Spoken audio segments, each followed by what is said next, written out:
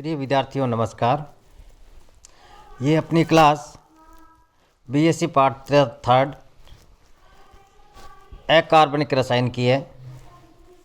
अपने ये last unit hard soft acid और बेस चल रही है। बीच में थोड़ा टाइम लग गया क्योंकि इस समय के अंदर इलेक्शन ड्यूटी थी, तो बचा हुआ पार्ट अब हम पूरा करेंगे। आज हमारा टॉपिक है acid base strength and hardness and softness, अर्थात अम्ल क्षार सामर्थ्य एवं कठोरता एवं मृदुता।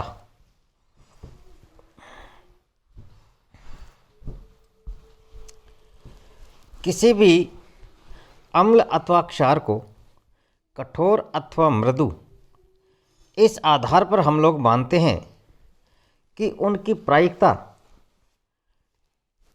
कठोर क्रियाकारक से क्रिया करने की है या मृदु क्रियाकारक के साथ।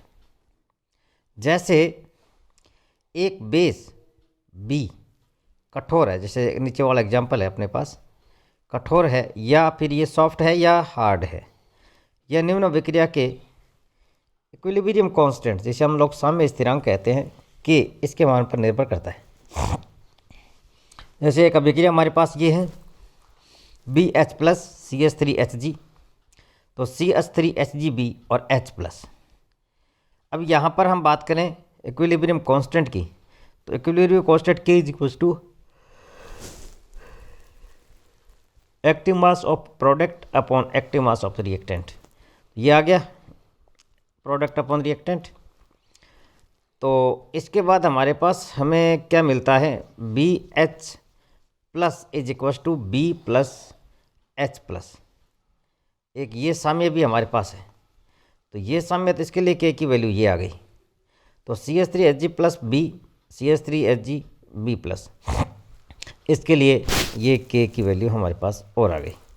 तो इस प्रकार से समीकरण हमारे पास हैं 2, 3 और 4। 2 में K है, 3 नंबर जो समीकरण है उसमें KA है, और 4 नंबर जो समीकरण है उसमें KS है। तो K जो है वो क्या है, KA plus KA into KS। तो इसका लॉग ले लो, तो log K is equal to log KA plus log KS। तो इस प्रकार से इक्वेशन नंबर 6 हो गई।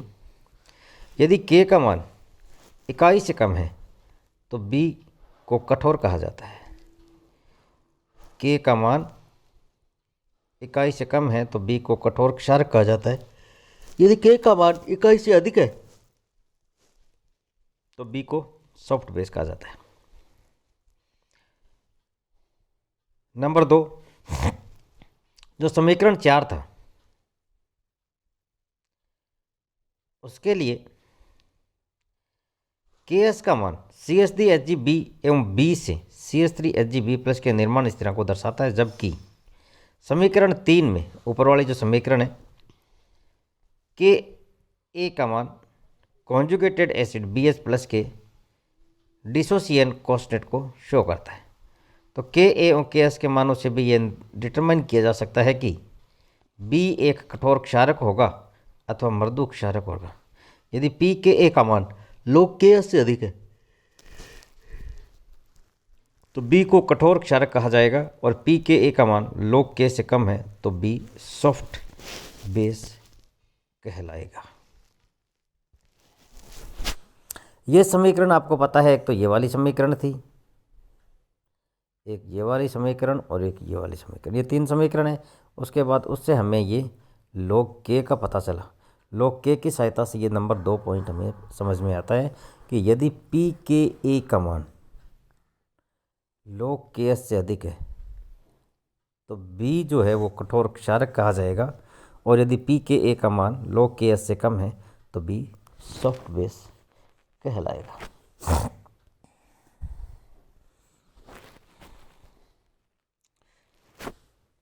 समीकरण 2 से यह निष्कर्ष निकलता है। 2 नंबर समीकरण की बात करें तो ये वाला समीकरण है, ये वाला समीकरण 2 से निष्कर्ष निकलता है कि यदि B एक कठोर क्षारक होगा तो अभिक्रिया एक बाएं हाथ की ओर चलेगी, और यदि मृदु होगा तो अभिक्रिया दाएं हाथ की ओर चलेगी।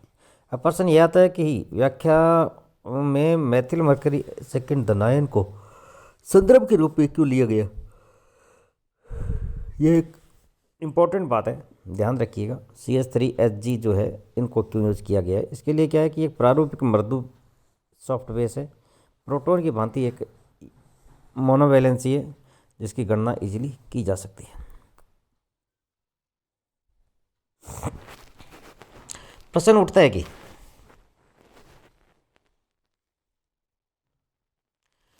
अम्लों व क्षारों की कठोरता एवं मृदुता का इनकी अम्ल या क्षारक क्षमता से क्या संबंध है? उत्तर है कुछ नहीं, परंतु ये भिन्न भिन्न हो सकते हैं। कठोरता मृदुता केवल कठोर एवं मृदु मृदु अंतःक्रिया को प्रदर्शित करते हैं। जैसे F- एवं OH- दोनों ही कठोर क्षारक है। F- और OH- दोनों ही हार्ड बेस है, लेकिन दोनों की बेसिसिटी स्ट्रेंथ में बहुत ज़्यादा अंतर है। जो OH आयन है ना, इसका तो pK की वैल्यू 15.7 है और फ्लोराइड आयन के pK की वैल्यू 2.85 है, तो इसकी तुलना में 10⁻13 गुना ज़्यादा क्षारीय हैं।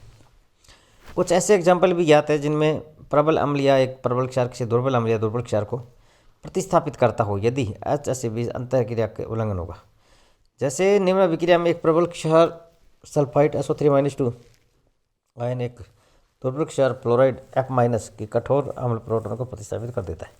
अब जैसे ये सल्फाइड है, HF है, तो HSO3 और ये F को इसने प्रतिस्थापित कर दिया, K इक्विलिब्रियम हो गया 10⁴।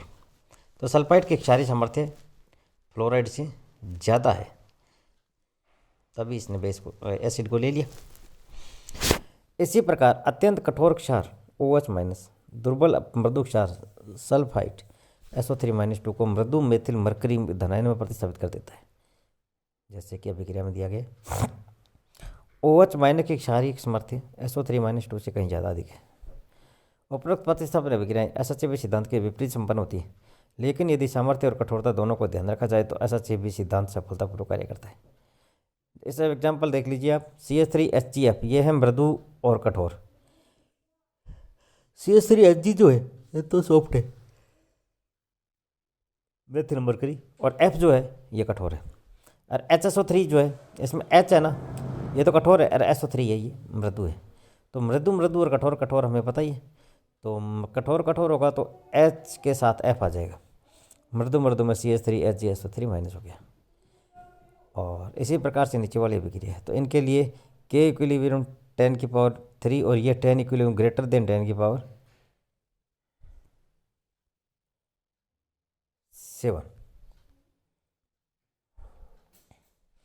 इन अभिक्रियाओं में क्षारीय प्रबलता के साथ साथ कठोरता एवं मृदु सिद्धांत पालन हो रहा है।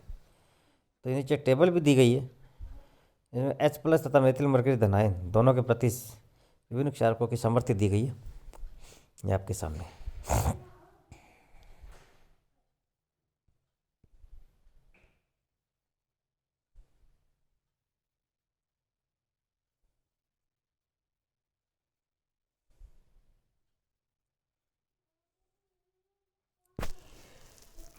pKa log CH3Hg B/ CH3Hg+ और B।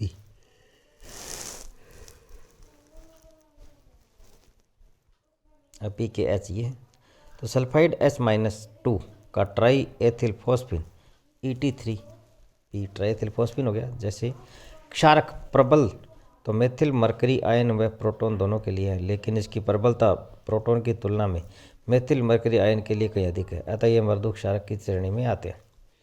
OH- आयन जैसे स्पीसीज यह तो दोनों के प्रति प्रबल है, लेकिन मेथिल मरकरी आयन की तुलना में प्रोटॉन के प्रति कहीं अधिक प्रबल है, अतः यह कठोर क्षारक की श्रेणी में माने जाते हैं।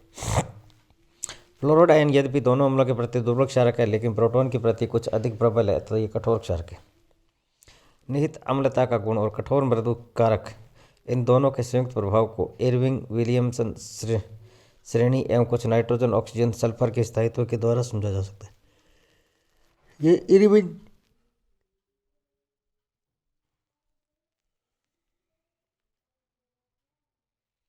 विलियमसन श्रेणी है, इलियम विलियमसन प्रभाव, लो के, और एक तरफ ये मेटल्स है, इसके सापेक्ष लो के सापेक्ष ये ग्राफिकल फिनोमिना है।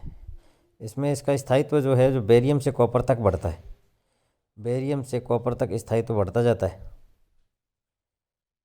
जबकि Zn के साथ घटता है, जिंक के साथ ये कम हो रहा है। आयनों का आकार घटते क्रम में है। इसके साथ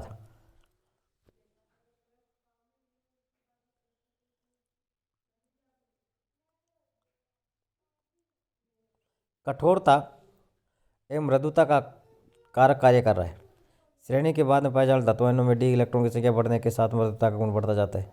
लिगेंडों के प्रति भी आकर्षण सल्फर का ज़्यादा, नाइट्रोजन कम, ऑक्सीजन के क्रम में घटता जाता है। इसी प्रकार श्रेणी ए के वर्ग के क्षारीय कठोर क्षारीय मृद धातु और कम डी इलेक्ट्रॉन वाले प्रारंभिक संक्रमण धातु आयनों की कठोरता का गुण बढ़ने के साथ लिगेंडों के प्रति जैसे ऑक्सीजन, नाइट्रोजन, सल्फर के क्रम में घटता जाता है। अब हमारा अगला टॉपिक आता है सिम्बायोसिस। ये कई बार प्रश्न में भी आता है, इसलिए सिम्बायोसिस को पढ़ें, याद रखना। सहजीवन यह बताता है कि अम्ल या क्षारक की कठोरता या मृदुता किसी परमाणु विशेष का निहित गुण नहीं है, वरन परिस्थितियां बदलकर उसकी प्रकृति को बदला जा सकता है। अर्थात किसी परमाणु के साथ जुड़े हुए प्रतिभागी समूह परमाणु की प्रकृति बदलकर उस परमाणु की कठोर या मृदु, अम्लीय या क्षारीय प्रकृति को बदल सकते हैं। यदि किसी परमाणु के साथ मृदु ध्रुवित होने वाला प्रतिस्थापी जुड़ा हुआ है तो उसकी प्रकृति मृदु हो जाएगी, और उसके विपरीत यदि इलेक्ट्रॉन आकर्षित करने वाला प्रतिस्थापी जुड़ा है तो उसकी कठोर हो जाएगी।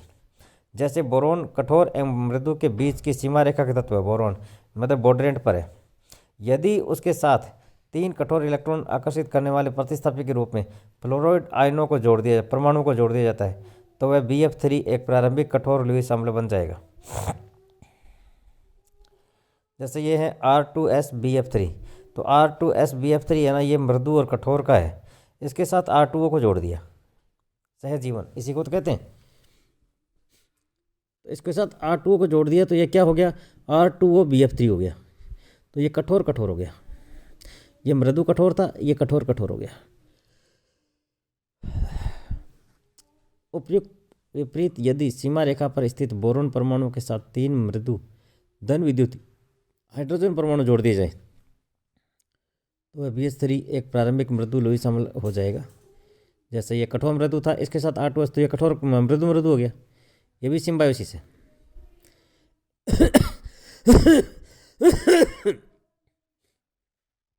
सॉरी। किसी प्रकार कठोर BF3 अणु दूसरे कठोर फ्लोराइड के साथ प्रायिकता के साथ जुड़ते हैं, जबकि मृदु BH3 अणु दूसरे मृदु हाइड्राइड H- के साथ जुड़ने को प्रायिकता दर्शाते हैं। ये यहाँ ध्यान रखिएगा, ये कठोर कठोर मृदु मृदु, इसमें ये जुड़ गया, इसमें ये जुड़ गया, तो ये मृदु मृदु हो गया। इसी प्रकार BF3 कठोर BF3 अणु दूसरे कठोर फ्लोराइड आयन के साथ प्रायिकता से जुड़ते हैं। जैसे BF3F-, तो ये क्या हो गया BF4-, तो B2S6 हो गया, तो ये हाइड्राइड का जुड़ गया। इसी कारण निम्न अभिक्रियाएं दाएं हाथ की ओर पूर्णता को प्राप्त करती है। इसके सम इलेक्ट्रॉनिक स्पीशीज फ्लोरोनीकृत मेथेन का व्यवहार भी इसी प्रकार का होता है, जैसे CF3H CH3F, तो ये हो जाएगा CF4 और CH4। तो ये कठोर मृदु, ये मृदु कठोर, तो ये कठोर कठोर और मृदु मृदु। 3 फ्लोरोनिक्त CF3H की चौथी फ्लोरीन के साथ जुड़ने की प्रकृति इस प्रकार के 3 हाइड्रोजन युक्त CH3F के हाइड्रोजन के साथ जुड़ने की प्रवृत्ति को जॉर्जेसन ने 1964 में सहजीवन सिम्बायोसिस नाम दिया गया। जॉर्जसन है। अकार्बनिक रसायन में सहजीवन की परिभाषा कई ऐसे अभिक्रियाओं की व्याख्या की जा सकती है।